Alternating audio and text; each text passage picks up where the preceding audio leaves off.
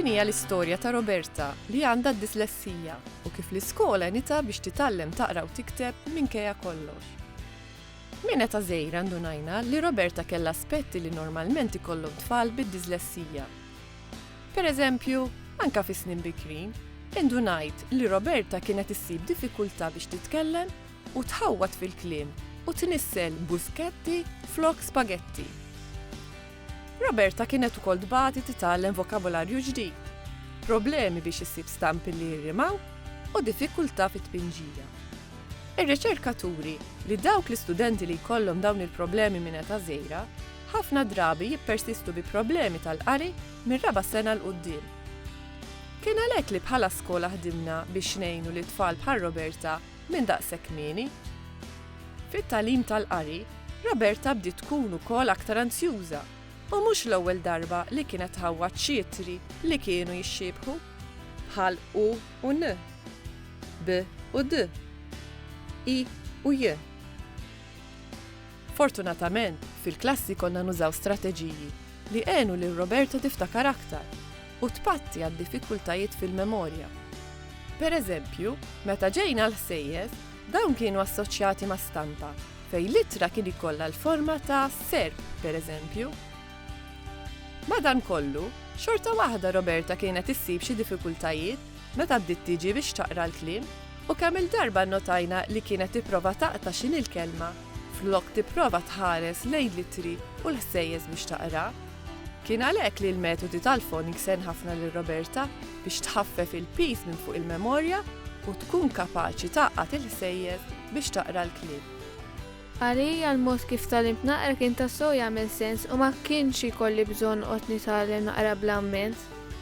Tallimt li l-kliem huma magħmulin mix-ħsejjes ta' ittri. Dawn l-ittri li tnaqqadhom flimkien u mbagħad nlisten il-kelma. Wara ftit li nuża l-istess strateġija, bdejt niftakar dawn il-kliem u kont naqrahom mill-ewwel mingħajr bżonn li nħosshom. L-għalliema għallmuni l-Ingliż bl-istess mod. Tawni wkoll kotba skont il-livell tal-qari tiegħi. U ftit bdejt inżid fil-konfidenza ovvjament, għax fihom kont qed insib il-kliem li jkun ipprattikajt miegħi l-għalliem. Ħdimna biex ngħinu għat-teleb ostakli oħra li mħabba id-dislessija kienet issib diffikultà fihom. Pereżempju, kienet titħawwad biex taqra kliem qosra jew li jinkitbu kważi l-istess, bħal xi u wix fil-Malti jew inkella of jew for fl-Ingliż. Kienet taqra rat minn flok tar. Hekk kif bdejt nosserva d-diffikultajiet tagħha, enfasizzajna li insaħħu fuq l-arfin fonoloġiku. Nużaw tagħlim fejn it-tfal jassoċjaw ittri ma' stampa. It-tfal jaqraw skont fejn jkunu waslu fit-tagħlim, billi nkunu infurmati b'assessjar adekwat. Ninkludu il-ġenituri fil-proċess kollu u nurruhom kif setgħu jgħinu billi wkoll tajnihom set ta' lezzjonijiet rekordjati li huma setgħu juru lit-tfal. Dawn huma aċċessibbli fuq YouTube billi tidħol Literacy Team within the Secretariat for Catholic Education. Waħda mill-attivitajiet li iktar qalbi kienet dik li tissejjaħ pair reading. Hawnhekk jiena u xi ħadd ieħor konna naqraw l-istess ktieb flimkien biex jgħinni naqra l-kliem. Il-ġenituri tiegħi saru jafu b'din l-istrateġija wara laqgħa ta' informazzjoni organizzata mill-ispeċjalisti ta' dislessija. Dan semmewlna wkoll audiobooks fuq Octavio. Użajt software speċjali għall-qari u l-kitba fl-Ingliż u anki għattajt sigħat fuq software ieħor fejn ipprattikajt it-touch typing waqt li tallimt naqra u nikteb. Il-quddiem dawn l-esperti wkoll introduċuna għal reading pens biex jgħinuna meta ma stajniex naslu waħedna u meta ma jkunx hemm adult ħdejna biex jgħinna. Fi klassi oħra, is-sur Kassar għalliem ieħor tiegħi tani l-aċċess li nuża l-color overlay li hija plastik ikkolorita. Din kont nagħmilha fuq il-ktieb biex insegwi aħjar fejn kont wasalt waqt il-qari. L-għaliem fehem id-diffikultà li nikkopja mill-bord u għaldaqstant beda jtini l-fotokopi tax-xogħol li jsir fil-klassi. L-għaliem anki ħeġġewni biex nuża l-laptop biex nikteb xi biċċa kitba minħabba li xi tfal bid-dislessija il-kitba mhux dejjem tkun pulita u kienu jajju ħafna. Eni ħafna l-ispell ċek u kont nifranka ħafna żbalji tal-ispellija.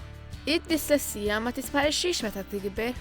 Anke kont nirċievi għajnuna adekwata. L-ispellija jew il-kitba tal-kliem dejjem baqgħet tħassar lil burdata. Għaldaqstant l-għallima kienu jalmuni li hemm relazzjoni bejn il-kliem.